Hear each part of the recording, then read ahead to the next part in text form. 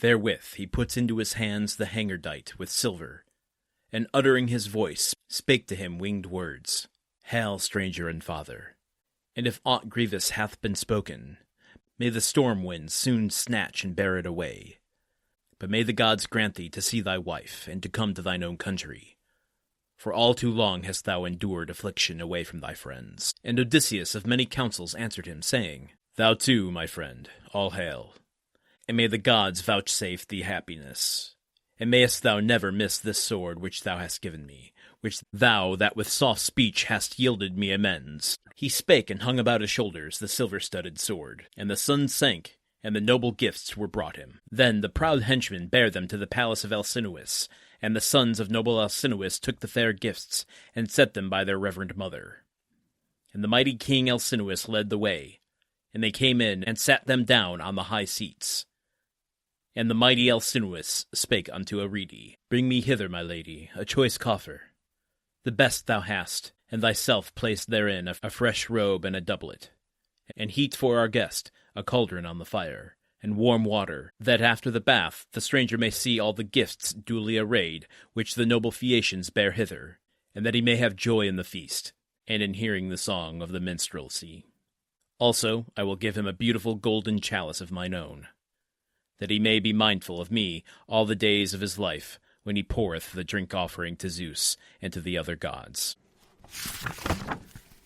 On our other show, The Countdown of Monte Cristo, where we read a page out of The Count of Monte Cristo every day, there is a running commentary I circle back to from time to time, in that in the 1800s, France, Alexandre Dumas, who was writing at the time, was publishing it in a serialized fashion in newspapers and magazines. So that meant that the story is super long because he's filling in the allotted count for that month's magazine. Sometimes that accounts for a bunch of filler passages, things that maybe take more time than they probably should, because he's getting paid by the word, because he has to fill out a contract. I'm starting to wonder why some of these things are taking quite as long as they are.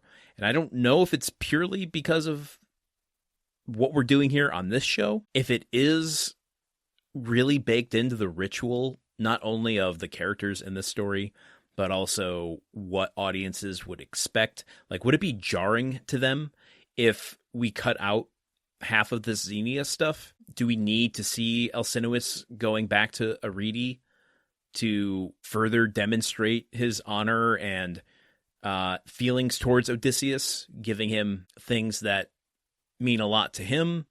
I mean, what is this conveying to us at this point? Because what really confounds me is this being an oral story being told. It's a lot of extraneous information to have to keep in your mind. It seems like if you are telling this out loud, at some point you would trim the stuff that isn't directly contributing to the story.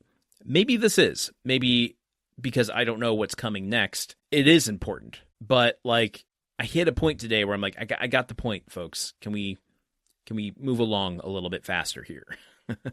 Not in the kind of, annoyance way, like who the hell am I to criticize an ancient text? But there's something being lost here, and I don't think it's the fact that we're reading the prose version and not the poem version, in that we're not losing some sort of rhythm, or like if we took this book as one whole kind of performance, say, well, I don't know how the actual performances back in the day went, but say the book VIII, is one sequence in which takes place over an hour. The storyteller takes the stage and crafts the arc of that book, brings you to a high height, introduces some tension, and then, has a natural place in which the arc needs to resolve itself. We have 4 episodes left,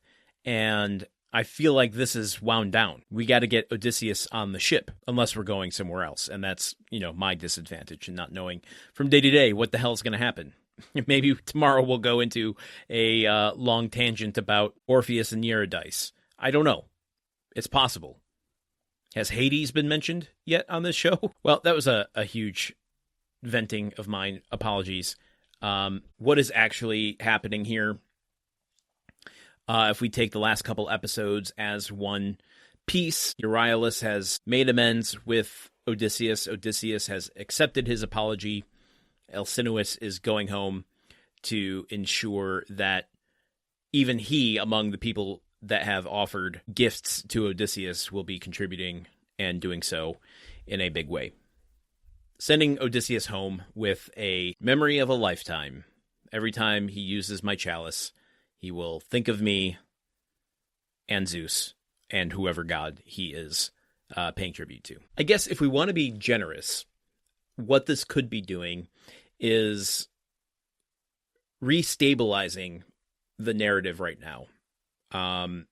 After the tumultuousness of the games, we need a place of status quo that we can disrupt again. Well, I don't know that we need it, but that is the mode that this poem seems to be working in. So, what these rituals and the hospitality scenes seem to serve as. And I seem to remember something too, and I'll look this up so that I can speak to it more authoritatively in the future, but I seem to remember in my research and my learnings about this stuff that repetition served a purpose. To what, I'm not exactly sure, but I'm going to look that up later, how repetition was important to storytelling back in the day. Okay, I'm going to end it there.